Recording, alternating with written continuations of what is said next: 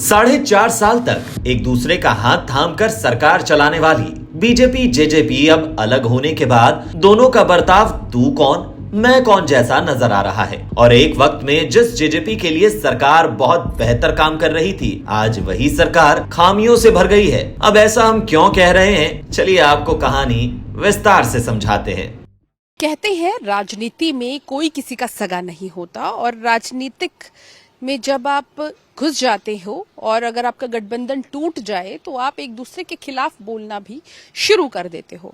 ठीक ऐसा ही हो रहा है हरियाणा की मौजूदा स्थिति में, देखने को भी मिल रहा है। लगातार आप देख रहे हैं चुनावों का दौर चल रहा है और हर कोई एक दूसरे की पार्टी के बारे में जरूर बोल रहा है। हरियाणा में जननायक जनता पार्टी और भारतीय जनता पार्टी के बीच गठबंधन टूट चुका है और सीएम के नए चेहरे के साथ सरकार का गठन भी हो चुका है।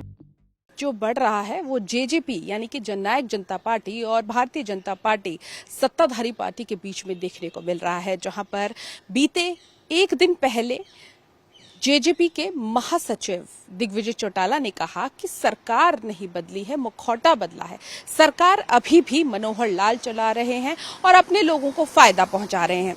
वहीं दुष्यंत चौटाला ने भी बीते दिन कहा कि मुख्यमंत्री अपनी जिम्मेदारी सही तरीके से नहीं निभा रहे हैं, उनका फेलियर है, अधिकारियों से बात करें। और वो इस बात का संदर्भ पे बात कर रहे थे कि मंडियों में किसानों को जो दिक्कतें आ रही है। वहीं बीते दिन ही सीएम नायब सैनी ने भी कहा कि दुष्यंत चौटाला को ये बोलने का हक नहीं है, अपने गिरेबान में झांके, जहां उनके खुद के ही जो विधायक है विधानसभा में उनके खिलाफ भ्रष्टाचार के आरोप लगाते हैं। वहीं इन तमाम बातों के बीच में स्थिति स्पष्ट हो जाती है कि जब तक आपका फायदा है तो आप साथ में हैं, एक दूसरे को बुला भरा नहीं कहते हैं, तब आप 400 पार की बात भी करते हैं। लेकिन अगर आपका गठजोड़ टूट जाए, गठबंधन टूट जाए, तो आप उसी पार्टी के खिलाफ भी बोलना शुरू कर देते हैं। दुष्यंत चौटाला अपने गिरेबान में जाके देखे कि हमने क्या किया है क्या नहीं किया है। उसके खुद के विधायक वो किस प्रकार के बात विधानसभा के अंदर ही उसके खिलाफ बोली है, ये हमने नहीं बोली है, उसके विधायकों ने बोली है। उसको समझना चाहिए कि मेरे विधायक जो मेरे सिंबल के ऊपर वो चुन करके आए और वही मेरे विधायक मेरे ऊपर भ्रष्टाचार को लेकर के उन्होंने उसके ऊपर भला बुरा कहा है, उसको समझना चाहिए।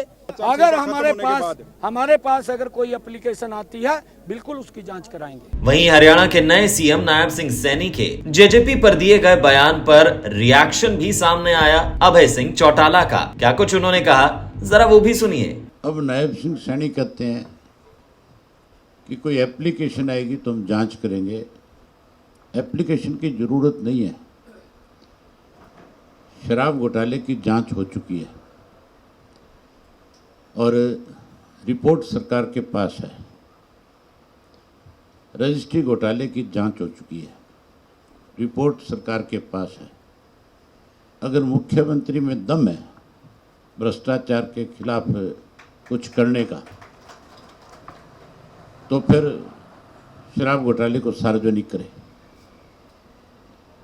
और वहीं उसके साथ साथ रजिस्ट्री घोटाले में जिन लोगों के खिलाफ कार्रवाई की बात सरकार ने करी थी, उनके खिलाफ कार्रवाई करके दिखाए। ये भ्रष्टाचार में डूबे हुए लोग हैं। आज भी जो सरकार है, सत्ता में बैठे लोग जो हैं, वो भ्रष्टाचार को बढ़ावा दे रहे हैं। मामला अभी यहीं शांत नहीं हुआ, बयानबाजियों का दौर यहीं नहीं थमा है, लगातार बदस्तूर जारी है। और इसकी शुरुआत तब हुई जब बीजेपी जेजेपी अलग हो गए। हाल ही में जेजेपी के राष्ट्रीय महासचिव दिग्विजय चौटाला भी बीजेपी सरकार पर जम के बरसते हुए नजर आए। मुखौटा बदला है, वो कहते हैं बोतल बदली है, शराब वही पुरानी है। मनोहर लाल खट्टर ही सरकार चला रहे हैं, ये सच्चाई है। और मनोहर लाल खट्टर के इशारे पर ही हरियाणा प्रदेश को लूटा जा रहा है। इसलिए इस गूंगी बहरी सरकार को दोनों हाथों से हरियाणा की जनता उखाड़ फेंकेगी। ना केवल केंद्र में, जब एमपी यहां से जीतने की बात आएगी तो इक्का दुक्का सीट पर बीजेपी सिमट जाएगी। वहीं हाल ही में दुष्यंत चौटाला ने भी हिसार अनाज मंडी का दौरा किया और मुख्यमंत्री नायब सिंह सैनी पर निशाना साधते हुए नजर आए। उन्होंने यहां तक कह दिया कि आज के दिन हैफेड की परचेज को मंडी के आड़तियों से हटाकर अपने एजेंट को देने से दिखता है कि चुनिंदा लोगों से काम करवाना चाह रही है सरकार। देखो, आज के दिन हैफेड की परचेज को प्राइवेट मंडी के आड़तियों से हटाकर अपने कमीशन एजेंट्स को देना एजेंसी के माध्यम से, ये दिखता है कि वो चुनिंदा लोगों से ही कार्य करवाना चाह रहे थे। और मैं ये मानता हूँ कि ये नए मुख्यमंत्री का फेलियर है कि वो अब तक इस पूरी जिम्मेवारी को संभाल नहीं पाए। उनको बैठना चाहिए अधिकारियों के साथ, समय लगाना चाहिए।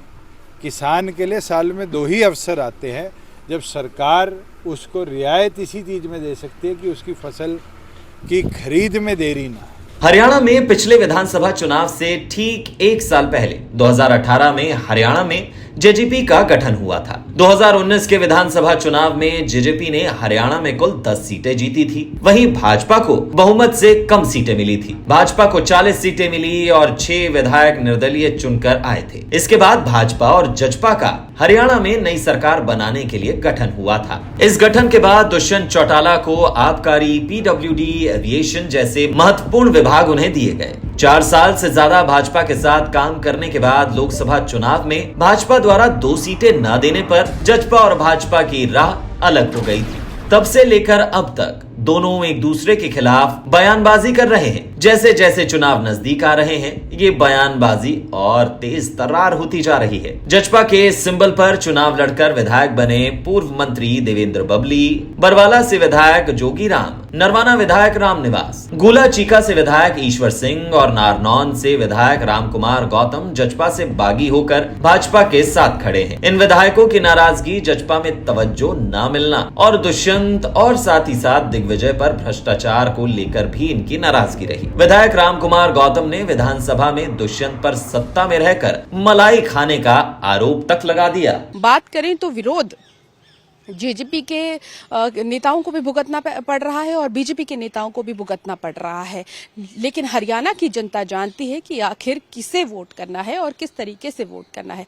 लेकिन इन दोनों पार्टियों की केमिस्ट्री किस तरीके से रहती है देखने वाली बात होगी, क्योंकि इससे पहले भी अगर आपको याद होगा जब जननायक जनता पार्टी नई बनी थी तब भी मंच से जो है मौजूदा सरकार के खिलाफ कहा गया था कि उन्होंने युवाओं के लिए कुछ नहीं किया, महिलाओं के लिए कुछ नहीं किया। और जब सत्ता में आए, जब गठबंधन की बात पड़ी, जब समर्थन की बात करी तो जेजेपी की ओर से बीजेपी को ही समर्थन दिया गया। और अभी भी आशंका जताई जा रही है कि भले ही अभी अलायंस ना हुआ हो, चुनावों में भी सीटों को लेकर जो है सहमति नहीं बनी, इसी कारण इनका गठबंधन टूटा। लेकिन अब ये लगता है कि जब आगे चुनाव होंगे, विधानसभा के चुनाव भी हरियाणा में होने वाले हैं, तो शायद पोस्ट इलेक्शन जो है वो अलायंस हो सकता है। यानी कि संभावनाएं राजनीति में बहुत सारी रहती हैं, लेकिन इस तरह की बयानबाजी दिलचस्प अपने आप में ही हरियाणा की राजनीति को बना रहे हैं, जहां एक टाइम पर दोनों ही सरकारों ने साथ में काम किया, दोनों ही पार्टियों ने साथ में काम किया और अब एक दूसरे के खिलाफ नजर आ रहे हैं। बल्कि सत्ता में रहे जहां पूर्व मुख्यमंत्री मनोहर लाल रहे और पूर्व डिप्टी सीएम दुष्यंत चौटाला रहे और अब एक दूसरे पर भ्रष्टाचार के आरोप लगा रहे हैं। तो ऐसे में अगर जांच करनी है तो वो जांच कौन करेगा, ये सबसे बड़ा सवाल है। कैमरा पर्सन रोहित के साथ पूजा वर्मा, डेली पोस्ट पंजाब, हरियाणा, हिमाचल।